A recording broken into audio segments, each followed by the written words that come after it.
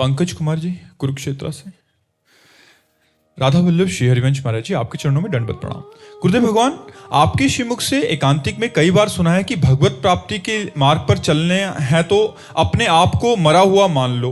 गुरुदेव, अपने आप को मरा हुआ कैसे माने महाराज जी? इसका तात्पर्य महाराज जी। आम शून्य जीवन ही अध्यात्म की ऊंचाई को प्राप्त करता है। आम शून्य होना ही वो विदेह जीवन है। मरो रे जोगी मरो, ऐसे मर के दीठो जैसे गोरख मर दीठो। आपो त्याग जगत में बैठे, नहीं किसी से काम, उनमें तो कछु अंतर नहीं, संत कहो चेहरा।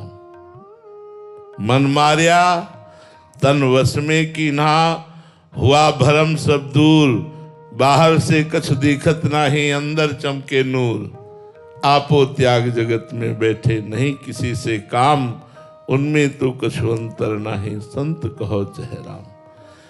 जो संपूर्ण संसार के भोगों से विरक्त हो चुका है,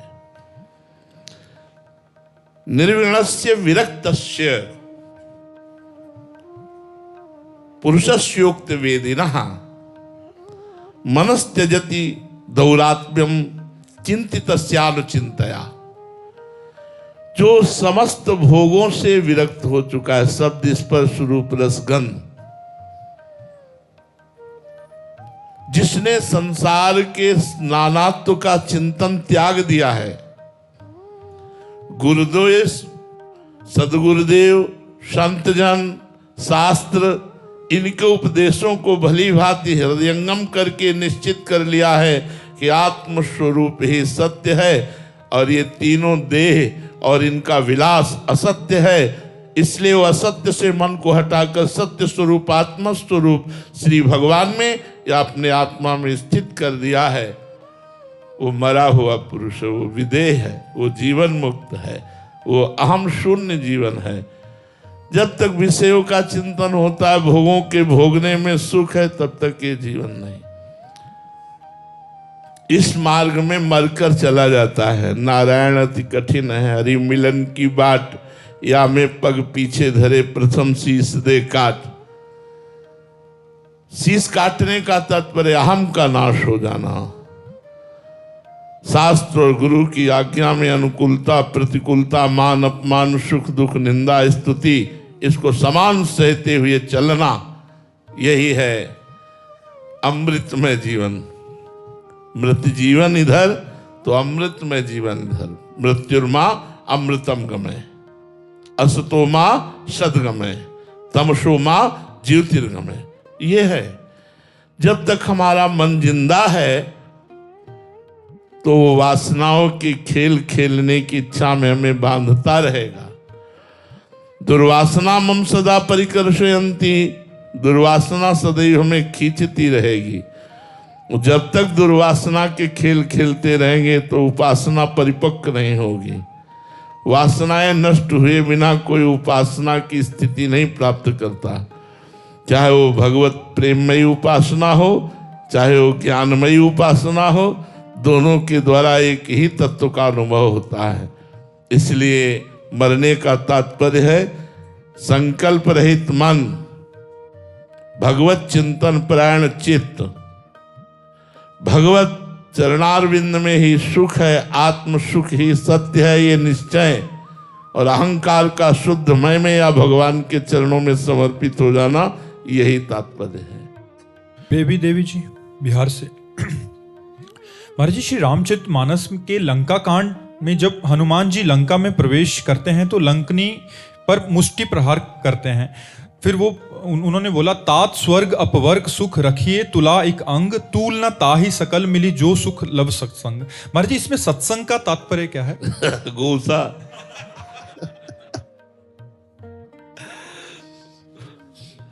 महान परम भागवत जिन कर कमल से भगवान श्री राम के चरण चापते हैं, हनुमान जी महाराज परम पवित्र बाल ब्रह्मचारी भगवत स्वरूप प्रेम में डूबे हुए, जिनके हृदय में सिया राम जी विराजमान है, जिनके कर कमल सदैव राम जी के चरणों का सेवन करते हैं, इनकी महिमा ब्रह्मा जी ने पहले बता रखी थी लंकिनी को।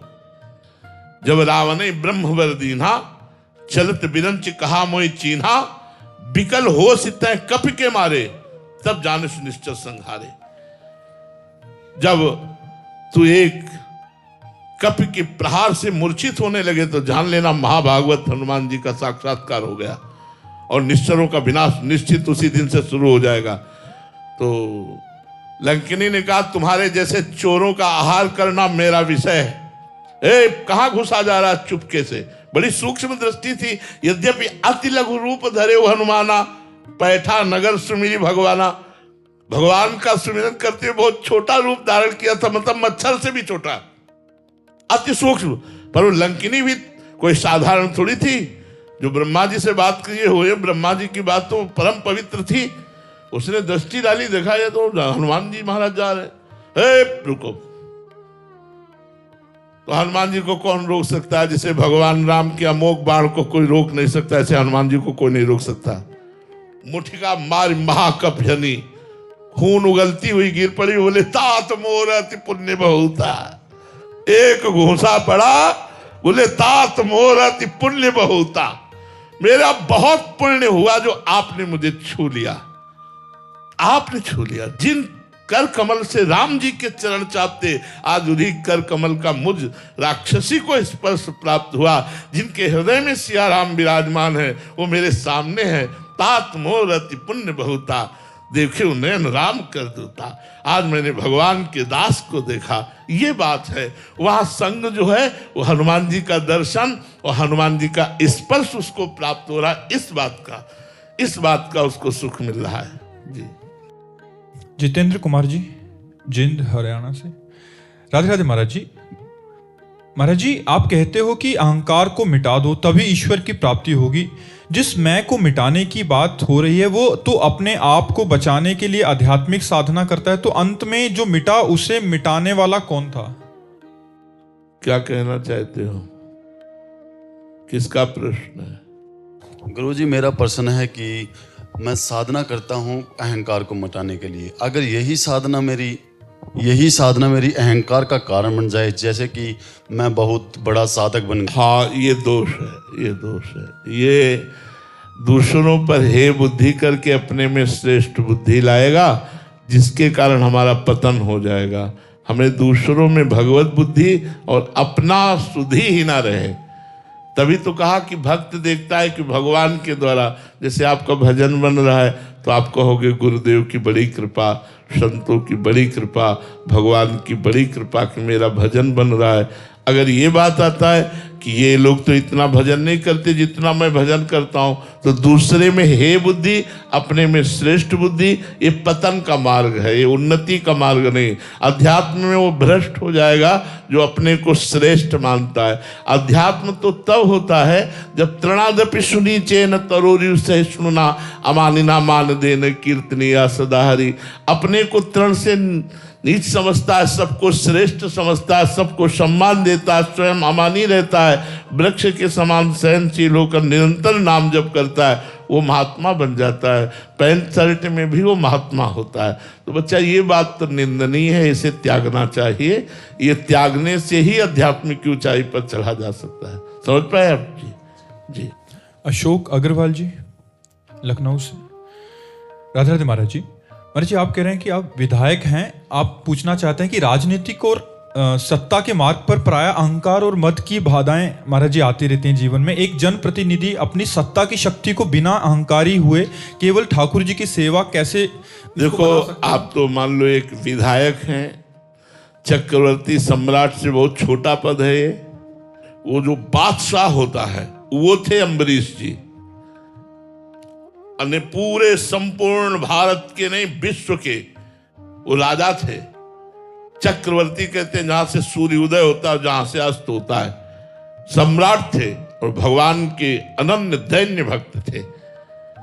कितने ऐसे सम्राट हमारे इतिहास में हुए जो भगवान के भक्त हुए, दैन्य हुए। आप प्रजा के स्वामी नहीं हैं। आप जब धैर्य पूर्वक देखिए तो आप प्रजा के सेवक हैं। विधायक पद, सांसद पद या मुख्यमंत्री पद, ये जितने पद हैं ये समाज सेवा के लिए रखे गए हैं। अगर हम अपने को समाज सेवक समझते हैं तो हमारा मार्ग ठीक चलेगा। अगर समाज का स्वामी समझते हैं तो हमारा मार्ग गलत हो जाएगा। आप स्वामी नहीं हो, स्वामी तो भगवान हैं, आप सेवक हो।